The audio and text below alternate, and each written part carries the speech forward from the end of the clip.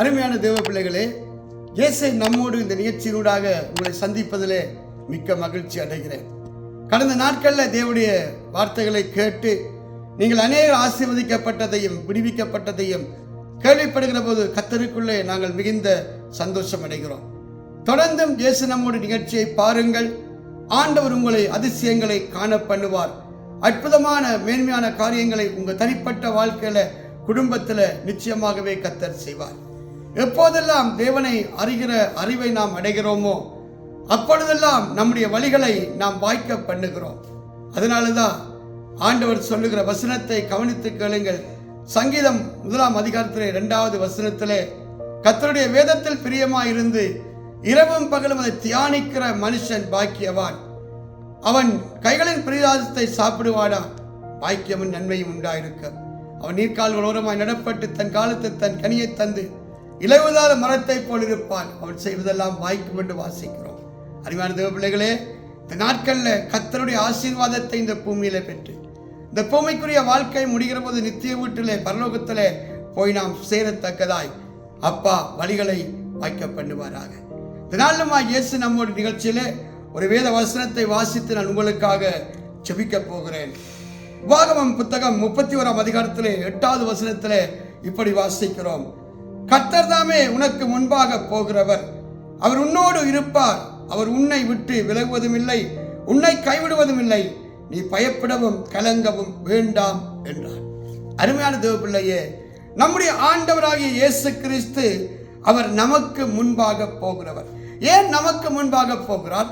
தடைகளை தகர்த்து கோணலானவர்களை செவ்வையாக்கி நம்மை ஆசீர்வதிப்பதற்கு, நம்மை மேன்மைகளை காண பண்ணுவதற்கு அவர் நமக்கு முன்பாக கடந்து செல்கிற தேவனாயிருக்கிறார். பாருங்கள், சிவந்த சமுத்திரத்துக்கு முன்பாக எகிப்திலிருந்து மீட்கப்பட்ட ஜனங்கள் வந்து நிற்கிறார்கள். என்ன செய்வதென்று தெரியவில்லை. பின்னாலே பார்வோனுடைய சேனைகள் தொடர்ந்து வருகிறது. இவர்களால் முன்னேற முடியவில்லை. முன்பாக சிவந்த சமுத்திரம். அந்த சிவந்த சமுத்திரத்துக்கு முன்பாக, இவர்களுக்கு முன்பாக கர்த்தர் போனதுனால அந்த சிவந்த சமுத்திரத்தை 2ஆக பிளந்து வெட்டான் தரையாக மாற்றினார். இவர்கள் வெட்டாந்தரையிலே நடக்கிறது போல நடந்து அங்காலே கடந்து போனார்கள். அதனாலதான் தேவ பிள்ளைகள் இதை நினைக்கணும். ஆண்டவர் எப்படி அற்புதங்களை செய்கிறார், எப்படி அதிசயங்களை செய்கிறார் என்று பார்க்கிற போது, அவர் ஏன் இதற்கு முன்பாக கடந்து போக வேண்டும் என்று பார்க்கிற போது, உனக்கு முன்பாக இருக்கிற தடைகளை, கோணலானவைகளை செவ்வையாக்க வேண்டுமானால், நீ சந்தோஷமாக சமாதானமாக மேன்மைகளை அடைய வேண்டுமானால், தேவனாகிய கர்த்தர் உனக்கு முன்பாய் கடந்து செல்ல வேண்டும். அது மட்டுமல்ல, அவர் உன்னோடு இருப்பார். அவர் உன்னை விட்டு விலகுவதும் இல்லை, உன்னை கைவிடுவதும் இல்லை, நீ பயப்படவும் கலங்கவும் வேண்டாம் என்றார். தேவன் நம்மோடு இருக்கணும். தேவன் நம்மோடு இல்லாம நமக்கு முன்பாக அவர் போக முடியாது. தேவன் நம் வாழ்வில் இல்லாம மேன்மைகளை காண முடியாது. நான் 3 காரியங்களை சொல்லுகிறேன். தேவன் நமக்கு முன்பாய் போக வேண்டும். தேவன் நம்மோடு இருக்க வேண்டுமானால், முதலாவது தேவ பிள்ளை உன்னுடைய வாழ்க்கையில கர்த்தரை முன்பாய் நிறுத்து. ஆண்டவருக்கு முன்பாய் நிறுத்தப்பட வேண்டுமானால் எப்போதும் அவரை நோக்கி பார்க்கிற ஒரு இருதயம் வேண்டும். எல்லாவற்றுக்காகவும் தேவனுக்கு நன்றி சொல்லுகிற ஒரு வாழ்க்கை வேண்டும். எப்போதும் அவர் வேதத்தில் தியானமாயிருக்கிற மனுஷனா வாழ வேண்டும். அருமையான தேவ பிள்ளையே, கர்த்தர் உங்களோடு இருக்கிறாரா? எலியா சொல்லுகிறான், நான் தேவனுக்கு முன்பாய் நிற்கிற மனுஷன். தேவனுக்கு முன்பாய் நிற்கிற மனுஷனோடு தேவன் இருப்பார், அவனுக்கு முன்பாக தேவன் கடந்து செல்வார். அதனாலதான் இந்த நாட்கள்ல உங்க வாழ்க்கையில ஜெப என்றும் அந்த பலிபீடம் செப்பனிடப்படட்டும். ஜெப வாழ்வை கட்டி எழுப்புங்க. இந்த நாட்கள்ல நான் திரும்ப சொல்ற, கூட்டு ஜெபங்கள், சபை ஜெபங்கள் நல்லது. ஆனால் தேவன் உன்னோடு உறவாட, தேவன் உன்னை சீர்படுத்த வேண்டுமானால் அரைக்கதவை பூட்டி தனிமையிலே தேவனோடு பேசு.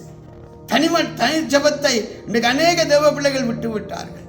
தனி ஜெபம் இல்லை, ஸ்கைப் ஜெபம் இருக்கிறது, கூட்டு ஜெபம் இருக்கிறது, குடும்ப ஜெபம் இருக்கிறது. ஆனா தேவனிடத்துல தன் பாவத்தை அறிக்கை செய்து தேவனோடு ஒப்பரவாகி தேவனிடத்துல தேவனுடைய சிச்சையை பெறாத ஒரு வாழ்க்கைக்கு கடந்து போகிறோம். தனிப்பட்ட ஜெபம், அந்த ஜெப பீடத்தை கட்டுங்க. தேவனுடைய சத்தத்தை கேட்கத்தக்கதாய், தேவனுடைய ஏக்கத்தை அறியத்தக்கதாய் தனி ஜெபத்தில் அப்பா உங்களோடு பேசுவார். 2வது, வேதத்தை ஒவ்வொரு நாளும் வாசியுங்க. ஒவ்வொரு நாளும் வேதத்தை தியானியுங்க. ஒவ்வொரு நாளும் தேவனுடைய சமூகத்தில் காத்திருந்து இன்றைக்கு என்ன மன்னாவை தேவன் எனக்கு கொடுக்க விரும்புகிறார் என்பதை ஆராய்ந்து அறியுங்கள். அருமையான தேவ பிள்ளையே, மூன்றாவது தேவனுடைய பரிசுத்தாவின் நிறைவுக்காக காத்திருங்கள். தேவ சமூகத்தில் உங்களுடைய ஆவினால் நிரப்பும். ஆவியானவரே என்னை நடத்தும் என்று சொல்லி பரிசுத்தாவின் நிறைவுக்காக இயங்குங்கள். உங்கள் வாழ்க்கையை அப்பா மேன்மைப்படுத்தி விடுவார். இந்த வசனத்தின்படியே கர்த்தர் தாமே உனக்கு முன்பாக போகிறவர், அவர் உன்னோடு இருப்பார், அவர் உன்னை விட்டு விலகுவதும் இல்லை, உன்னை கைவிடுவதில்லை, பயப்படவும் கலங்கவும் வேண்டாம் என்றார். அருமையான தேவ பிள்ளையே, தேவன் இல்லாம வாழ்க்கையில விடுதலை இல்லை. தேவன் இல்லாம பயங்கள் போகாது, கலக்கங்கள் நீங்காது. அப்பா இறுக பற்றிக்கொள். அவர் பயத்தின் ஆவியை கொடாமல் தெளிந்த புத்தியும் ஞானமும் உள்ள ஆவியை நமக்கு கொடுத்திருக்கிறார். இந்த நாளில் நீங்கள் எப்படிப்பட்ட மனுஷியாக இருந்தாலும், என்ன நிலையில இருந்தாலும், அப்பாவுடைய சமூகத்தில் முழங்கால் படியிட்டு தேவனை நோக்கி பாருங்க. அப்பா உங்களை மேன்மைப்படுத்துவார். அவரை நோக்கி பார்த்தவர்கள் பிரகாசம் அடைந்தார்கள், அவர்கள் முகங்கள் வெட்கப்பட்டு போனதில்லை. நான் உங்களுக்காக ஜெபம் பண்ணட்டுமா? கண்களை மூடி கரங்களை உயர்த்தி பரலோகத்தின் தேவனை நோக்கி பார்ப்போமா?